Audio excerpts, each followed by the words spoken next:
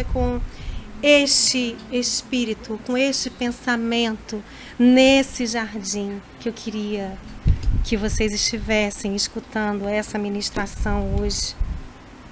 E o título da mensagem de hoje é: Que jardim sou eu? Que jardim eu sou? E eu queria começar fazendo referência a esse jardim que eu cantei agora há pouco.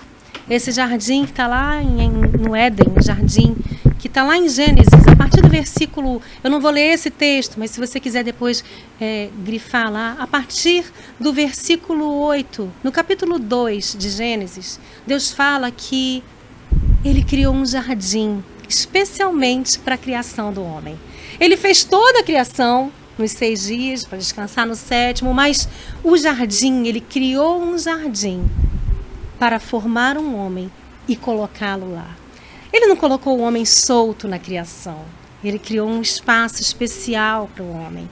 E foi nesse jardim que ele começou a se relacionar conosco, com o ser humano, com o homem, com Adão. E nesse jardim, como a gente cantou, toda a viração do dia, o Senhor ia visitar o homem e conversar, como é que está Adão, né? Ver como Adão estava, perguntar como foi o seu dia. E ali Adão tinha um relacionamento íntimo com o Senhor. Até que o pecado, né, a queda, a desobediência, fizesse essa separação. Mas quando Deus entregou o jardim ao homem, Ele falou que o homem seria responsável por lavrar e cuidar do jardim. Tomou, pois, o Senhor Deus ao homem e o colocou no jardim do Éden para cultivar e guardar. Adão precisava guardar o jardim. E nós hoje temos um jardim para guardar. E é sobre esse jardim que eu queria conversar. Porque nesse primeiro jardim o homem falhou. Mas o Senhor, desde esse momento, Ele já tinha um plano, através de Jesus, para restaurar esse jardim. Queria que você abrisse a palavra do Senhor lá em Isaías, capítulo 58. Grite alto, não se contenha, levante a voz como trombeta, anuncie ao meu povo a rebelião dele e à comunidade de Jacó os seus pecados, pois dia a dia me procuram. Parecem desejosos de conhecer os meus caminhos, como se fossem uma nação que faz o que é direito e que não abandonou os mandamentos do seu Deus. Pedem-me decisões justas e parecem desejosos de que Deus se aproxime deles. Eu vou dar uma pausa aqui. Vocês entendem que Deus está falando por meio do seu profeta?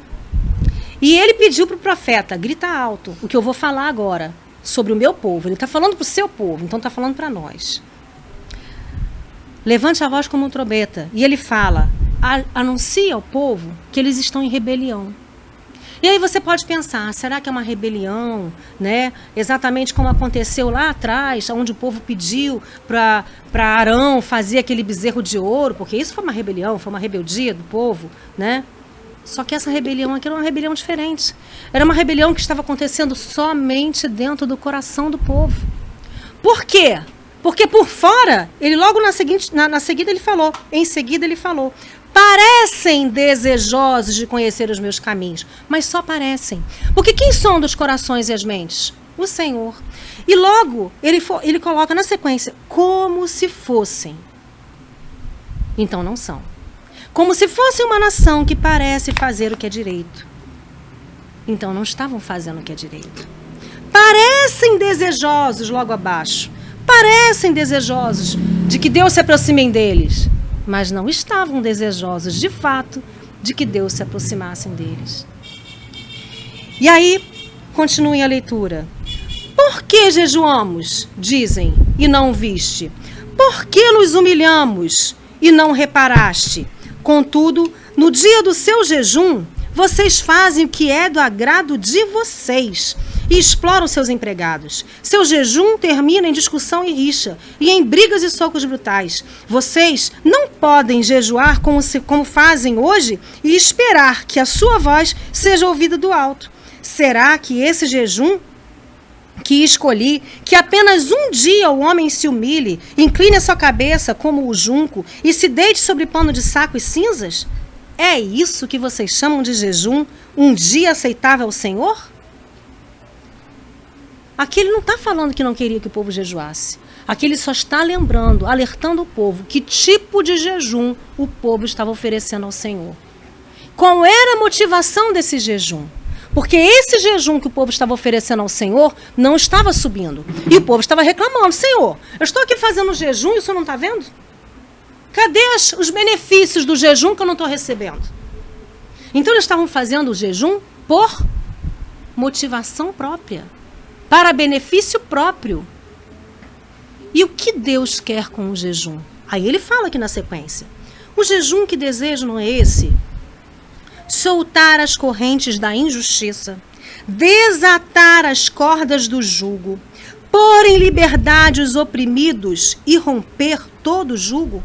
Não é partilhar sua comida com o faminto, abrigar o pobre desamparado, vestir o nu que você encontrou e não recusar ajuda ao próximo?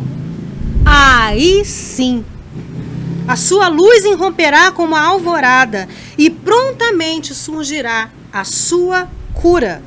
A sua retidão irá diante de você e a glória do Senhor estará na sua retaguarda. Aí sim, você clamará ao Senhor e Ele responderá. Você gritará por socorro e Ele dirá: aqui estou. Se você eliminar do seu meio o jugo opressor, o dedo acusador, a falsidade no falar, se com renúncia própria você beneficiar os famintos e satisfizer o anseio dos aflitos, então a sua luz despontará nas trevas e a sua noite será como meio-dia. O que nós acabamos de falar aqui agora há pouco sobre o período do jejum da época da Páscoa, dos pães ázimos? Que não, isso que Deus pediu aqui, ó. Elimina do meio de vocês o jugo opressor, o dedo acusador, a falsidade no falar. Normalmente, quando a gente lê a palavra e vê algumas promessas do Senhor, a gente ama as promessas. Deus tem muitas promessas na Bíblia. Muitas promessas. Só que antes das promessas, vêm as condições para que essas promessas nos alcancem. E aí, nesse texto de Isaías 58, normalmente as pessoas se atentam para o versículo que eu vou ler agora, mas esquecem todo esse texto que foi lido até aqui. Porque esse versículo que eu vou ler agora tem 5 promessas maravilhosas. E o seguinte também. Fala o seguinte: o Senhor o guiará constantemente, satisfará os seus desejos numa terra ressequida pelo sol e fortalecerá os seus ossos. Você será como um jardim bem regado, como uma fonte cujas águas nunca faltam. Seu povo reconstruirá as velhas ruínas. Tem algumas referências que falam seus descendentes, a sua posteridade. Reconstruirá, né, as brechas e restaurará os alicerces antigos. Você será chamado reparador de muros ou restaurador de ruas e moradias.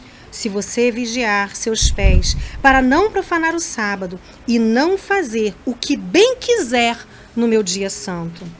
Se você chamar delícia o sábado e honroso o santo dia do Senhor, e se honrá-lo, deixando de seguir o seu próprio caminho, e de fazer o que bem quiser, e de falar futilidades, então você terá no Senhor a sua alegria, e eu farei com que você cavalgue nos altos da terra, e se banqueteie com a herança de Jacó seu pai, pois é o Senhor quem fala. É o Senhor quem está falando. Amém? Queridos, todo esse capítulo de Isaías, ele é muito precioso. E ele tem chaves maravilhosas se a gente atentar para aquilo que o Senhor tem para nos ensinar. E a primeira coisa que eu tiro logo do início desse capítulo é: qual é a motivação para eu fazer o que eu estou fazendo? Qual é a minha motivação para eu estar fazendo agora o que eu estou fazendo? Pregando, ministrando. Qual é a motivação que o levita tem para vir adorar ao Senhor, louvar? Qual é a motivação que faz você sair num domingo à noite, sair de casa e vir para a casa do Senhor? Qual é a motivação que te leva a jejuar? Estamos em pleno jejum de 40 dias. Qual é a sua motivação? O que te move a levantar de manhã, a fazer a sua devocional? O que você espera em troca? Será que nós estamos como esse povo aqui? Senhor, eu estou aqui, ó, já estou chegando na metade da Bíblia. Eu estou na frente de todo mundo. Eu estou aqui, ó, cumprindo direitinho os meus dias. Eu estou assim como um bom cristão, fazendo meus jejuns, as minhas orações. Estou indo ao culto. E por que o Senhor não está ouvindo o meu clamor? Por que o Senhor não está respondendo aos meus jejuns? Era o povo que estava reclamando sobre isso. E aí Deus começa a pontuá-lo. Deus começa a chamar a atenção exatamente para o que eles estavam fazendo. Para quem eles estavam jejuando? Se enquanto eles estavam jejuando para a sua própria vontade e com motivações distorcidas. Nem se inclinando ao Senhor e reconhecendo o que precisavam em Deus e reconhecendo quem Deus era, eles estavam reconhecendo. Porque quando a gente busca o Senhor, Ele mostra para nós o que está distorcido nas nossas vidas, as nossas motivações. Eu gosto daquele versículo de Davi, quando ele fala, né? Senhor, sonda o meu coração e vê se há algum caminho mau, se há em mim algum caminho mau, e guia-me. Ou seja, Senhor, me sonda. O Senhor é quem me sonda e me conhece, porque às vezes a gente oculta as nossas distorções de nós mesmos. Existem mecanismos de defesa no nosso inconsciente que oculta de nós mesmos as nossas mazelas e nos fazem parecer aos nossos próprios olhos como muito bons. Não é assim? A gente acha que a gente é bonzinho, que não existe distorções no nosso caráter, não existe falhas, né, na nossa conduta. E aí o que me leva a fazer quando eu me encontro nesse posicionamento? Eu julgo. E aí ele fala sobre isso também. Quando você julga, quando você aponta, quando você coloca um peso, um fardo em quem está caindo, em quem está tentando se erguer, em quem está tentando chegar perto do caminho. Será que muitas vezes a igreja não afasta tantas pessoas com a postura que assume de extrema retidão ou que parece extrema retidão? Porque chega a pessoa tão quebrada, né? Como aquele homem que Jesus falou na parábola, né? Aquele pobre pecador, aquele publicano, tem misericórdia de mim, Senhor. E as pessoas com consciência de que precisa, que não é merecedor, que nenhum de nós é. Mas aí a minha postura como crente, reto, íntegro, temente a Deus, que se desvia do mal, semelhante a Jó, né? Será que a minha postura não está afastando essas pessoas do caminho? Porque elas se sentem tão aquém, que são incapazes. Não vou chegar perto dele, não. A gente precisa atrair. E esse texto nos dá um caminho excelente para fazer isso. Essa postura que Deus mostra desse povo, no início desse capítulo, nos mostra uma religiosidade que impede as pessoas de chegarem a Jesus. Nos mostra falta de amor, falta de perdão muitas vezes. Eu já falei isso aqui em outros momentos, né, às vezes até em conversas. Eu acredito que eu não estou sendo exagerada em dizer que 85% de gabinetes que a gente precisa dar tem algo relacionado à falta de perdão. Porque às vezes a falta de perdão é a raiz, começa lá atrás. E ela vai gerando outras coisas, vai trazendo outras dificuldades, outros problemas. Mas quando você começa a puxar o novelo, começa a puxar a linha, você chega na falta de perdão. É quando a pessoa não perdoou alguém ou não pediu perdão. Impiedade, a falta de misericórdia. Vamos buscar no Senhor misericórdia no olhar. Porque às vezes a gente é rápido em julgar. Não estou dizendo que a pessoa está certa sempre, né? Às vezes a gente olha, tem pecado sim, tem iniquidade sim. Mas Jesus morreu por isso. Porque nós estávamos, né, carentes dessa misericórdia e precisávamos ser alcançados pela graça dele. que nosso olhar tenha misericórdia de Jesus e que nós sejamos sensíveis o suficiente para ter, né, essa misericórdia. Amém? Chegando ao jardim, como alcançar, né, essas bênçãos que nós encontramos nesse versículo 11 de Isaías 58, que é esse jardim regado, esse jardim onde o manancial nunca falta. O jardim, eu primeiro queria que você tentasse imaginar um jardim, né? Um jardim que nós conhecemos é um jardim florido, né? Você pensa logo num jardim colorido, um jardim florido, um jardim, às vezes, cheio de borboletas. Eu já fui num lugar fechado, assim, em Curitiba, onde tem um jardim, né? Aquele jardim. E lá é um borboletário também. Quando você entra, né? Tem tantas borboletas, porque onde tem flores, tem borboletas, tem vários casulos, tem zoológicos que tem também borboletário, né? Acho que em Belo Horizonte tinha, não sei se ainda tem, um borboletário dentro do zoológico. E é muito gostoso, né? Você vê lá tanta borboleta voando. Então, um jardim, a gente imagina, com flores, com borboletas, pássaros cantando. Mas será que quando Deus falou que Ele ia fazer de nós um jardim, Ele estava pensando só em flores? Eu acho que não. Sabe por quê? Porque a referência que eu tenho de jardim na Bíblia não fala de flores apenas. Pode ter flor? Pode ter flor. Mas o jardim bíblico, um jardim de referência bíblica, ele é basicamente, né, frutífero. Tem muitas árvores. E você vê que o primeiro jardim mencionado na Bíblia é o Jardim do Éden, onde ele colocou várias árvores frutíferas. Lá na frente, em Cantares, vai fazer uma outra referência de um jardim fechado. E Jesus, no Novo Testamento, Jesus, ele sempre recorria a um jardim para buscar o Senhor, para fazer suas orações. No dia mesmo, na noite em que ele foi traído, em que ele foi entregue, ele estava onde? Num jardim. Aonde? O que ele estava fazendo no jardim? Orando, buscando ao Senhor. E esse jardim, a gente tem uma ministração aqui no canal, bem interessante, falando sobre os olivais, né? O jardim do Getsêmani, na verdade, é uma montanha de cultivo de oliveiras e fabricação de óleo, de azeite de oliva. E tem várias prensas, e cada prensa, ela serve para uma finalidade. Então, vou colocar o card aqui para você ter acesso a esse link, mas é uma ministração muito rica sobre cada prensa de azeite que é retirada ali do Jardim das Oliveiras, onde Jesus ia. Então, um jardim de árvores.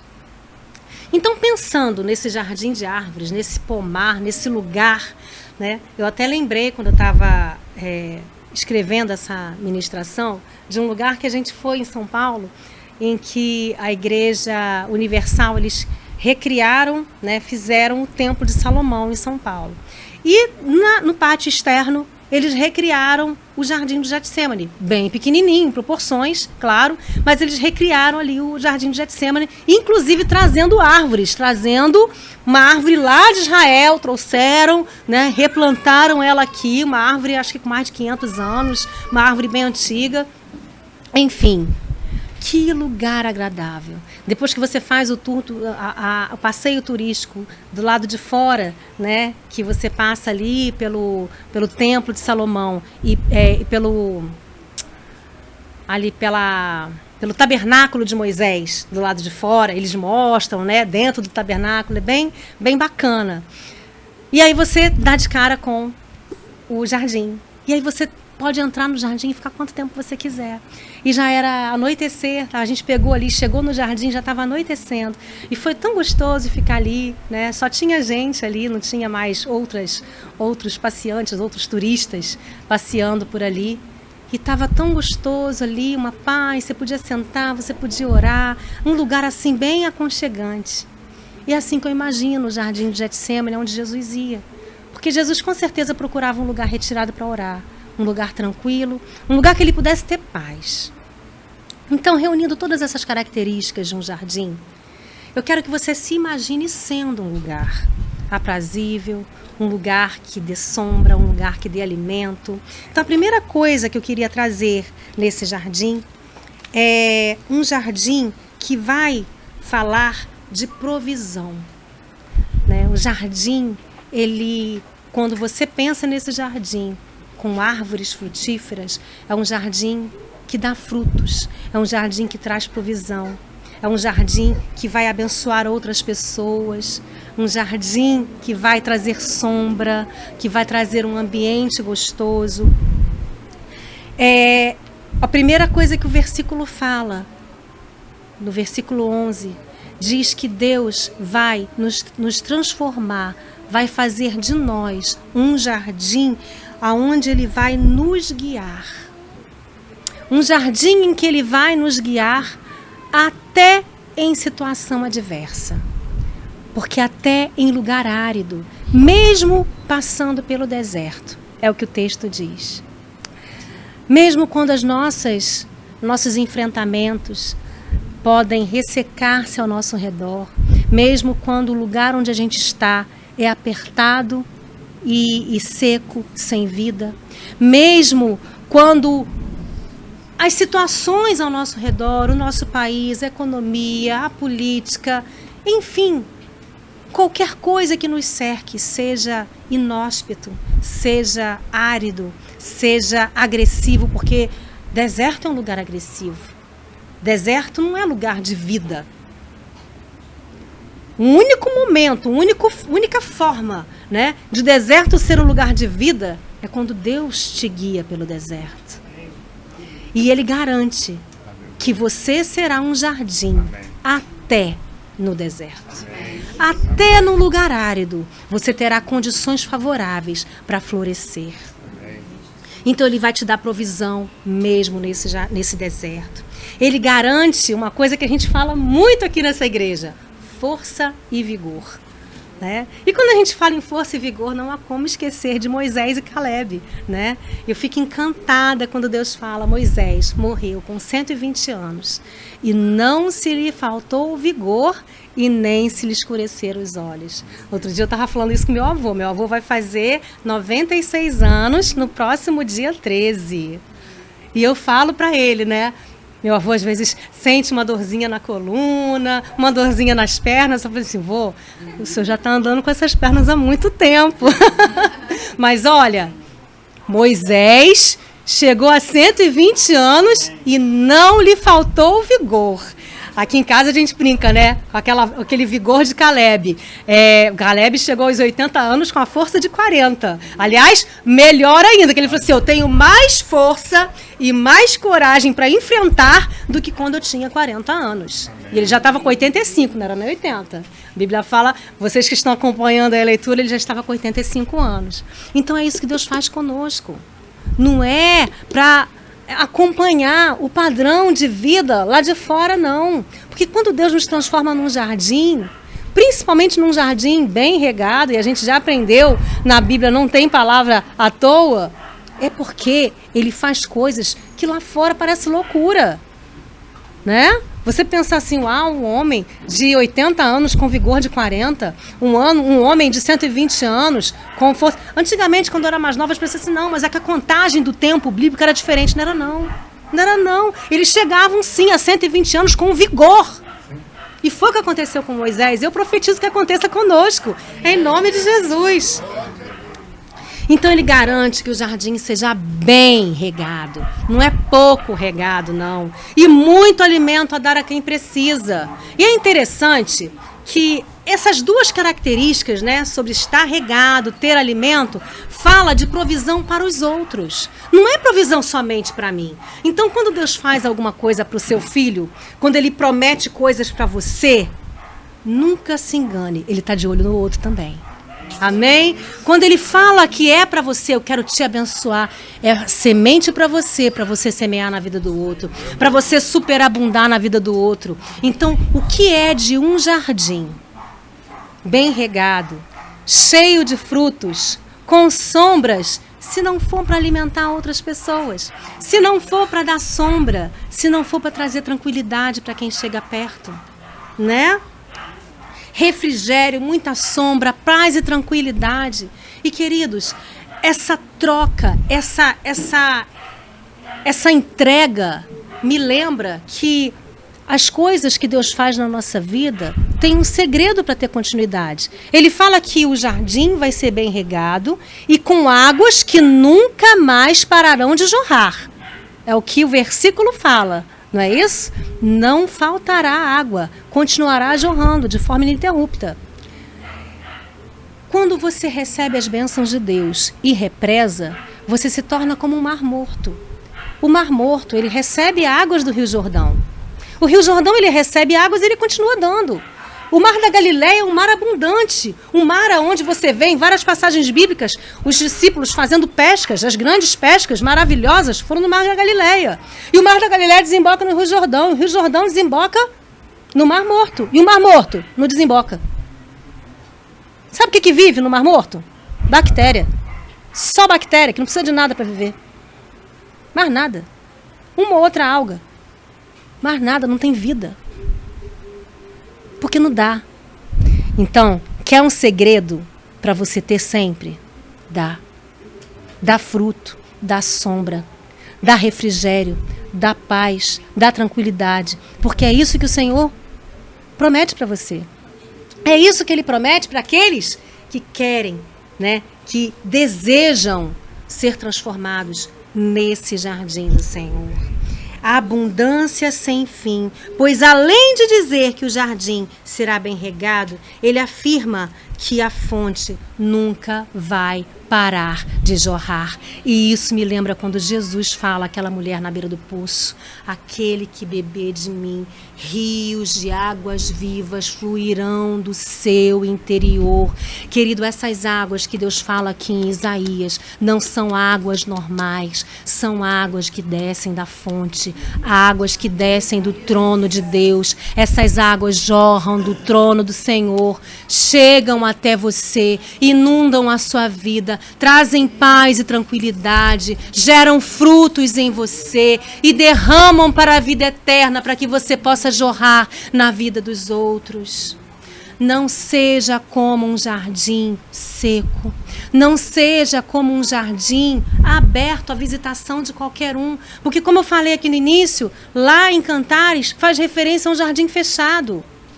Que apesar de você gerar para os outros, o seu jardim é particular.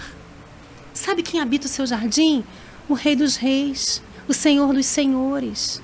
É aquele jardim que a gente cantou no início aqui, que o Senhor vem e visita. Ele faz morada. Você é esse jardim, aonde Ele tem livre acesso. Mas esse jardim precisa estar aprazível, porque o Senhor não habita qualquer lugar. Existem alguns jardins que foram plantados em cima de ruínas, em cima de monturos. Jardins onde antes tinham abrolhos, tinham espinhos, tinham ervas daninhas. Mas quando Deus vem e se propõe a fazer de você o jardim dele, Ele precisa arrancar tudo isso. Permita que o Senhor vá arrancando. Não permita que nada do passado, que nenhuma árvore que não deveria estar ali, fique ali. Que você só permita ter árvores boas, árvores frutíferas. Jesus, quando passou por uma figueira e viu que ela não estava dando fruto, uma palavra a figueira secou. Nós precisamos ser árvores frutíferas, ter jardim dentro de nós, ser um jardim em que produza mantimento para as nações, porque a gente não sabe o que os nossos filhos vão fazer logo na próxima geração. Quando Deus falou sobre Rebeca, que dentro do seu ventre, Ele não falou tem 2 crianças, Ele falou tem 2 nações. Então, são gerações, são nações, são heranças que você não sabe aonde vai chegar, como vai abranger. O que o Senhor vai fazer da sua herança, da sua descendência. Então, cuide do seu jardim. Será que esse jardim que eu estou permitindo que o Senhor cultive dentro de mim é um lugar onde as pessoas chegam e encontram prazer para ficar? Aonde eu chego, eu levo o cheiro das frutas. Tem frutas tão cheirosas, né? Tem frutas que, se você chegar, se você abrir, bota na geladeira, você abre a geladeira, você sente o cheiro da fruta. A goiaba é uma delas. Goiaba cheira de um jeito gostoso, manga também. seja uma fruta doce e suculenta, que quando a pessoa prova do seu fruto, uau, que fruto doce, gostoso, suculento! Seja essa fruta, seja essa árvore que dê esses frutos. Que as pessoas chegam perto de você e tem sempre uma palavra de bênção para receber. Tem sempre uma palavra de vitória, tem sempre uma palavra de ânimo, tem sempre algo para construir. Saem sempre falando, poxa, fui edificado agora, ou seja, fui alimentado, recebi doçura. Que nós não sejamos jardins onde as pessoas chegam e encontram lixo no chão. Porque qualquer pessoa passou por aí e largou lixo. Cuidado com quem você deixa caminhar no seu jardim. Cuidado com o tipo de adubo que você deixa ser colocado na sua terra. Porque jardim com lixo acaba contaminando. E as pessoas vão olhar, não vão ter prazer de ficar nesse jardim. Eu não teria prazer de ficar num jardim fedido, cheio de lixo, sem lugar para sentar debaixo de uma árvore, onde o mato está alto, sem cuidados. Não. Então tenham cuidado com que vocês alimentam o seu jardim, para que as ervas daninhas não tenham força para crescer e nem os espinhos tomem conta. Porque lugar onde Deus não habita, onde Ele não passeia, a sombra toma conta. E aí os espinhos podem crescer. Mas nós precisamos dar frutos e não espinhos. Que as pessoas cheguem perto de nós e saiam alimentadas e não machucadas. Vamos ter cuidado com as coisas que nós falamos. E isso é uma coisa que a gente fala tanto aqui na igreja, né? Cuidado com a boca. Cuidado com aquilo que você profetiza, com aquilo que você declara, com aquilo que você fala sobre o seu irmão, com aquilo que você fala sobre ele e para ele. Porque às vezes você não fala para ele, mas fala sobre ele. E o reino espiritual está aí, ó. E as palavras são vivas. Uma palavra você libera há 5 anos atrás, há 2 anos atrás, há 100 anos atrás. Está liberada aí, ó. Está viva no reino espiritual. As palavras são vida. Mas podem ser morte. Como um jardim regado. Porque as águas purificadoras do Senhor passam por nós e geram cura. São mananciais que nunca faltarão. Amém, queridos? Muitos jardins eram antes terrenos abandonados, mas depois que o Senhor entra, Ele transforma. Existem tantos jardins que nós encontramos por aí. E aí eu me lembro das abelhas, né? A abelha, o principal papel da abelha é polinizar, né? Palavra difícil de falar. Polinizar. Então, quando você vai deixando que o Espírito Santo leve aquilo que você está semeando, semeie na vida das pessoas, para que esses jardins possam também florescer. Quem vai andando e levando a semente voltará com alegria, trazendo os seus molhos.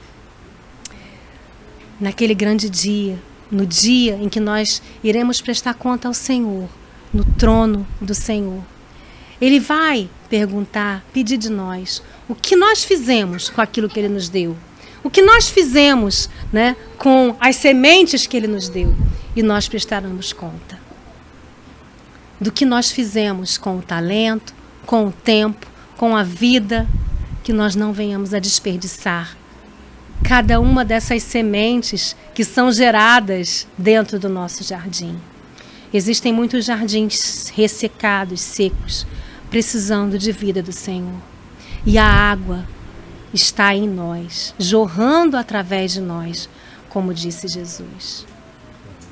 Glória a Deus, porque aqui não tem nenhuma terra seca, mas até para a terra seca, até para o galho seco, existe cura.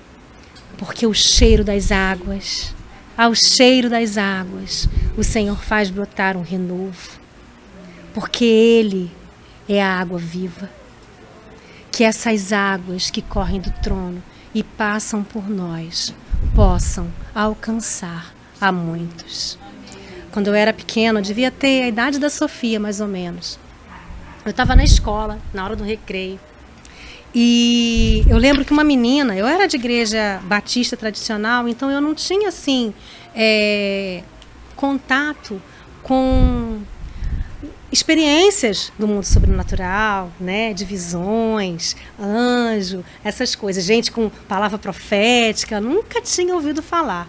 E eu lembro que uma menina estava conversando e ela contou que tinha ido um grupo de oração na casa dela, né, e eles eram cristãos, e a pessoa que orou falou que viu a casa dela como um jardim e que existiam flores no jardim.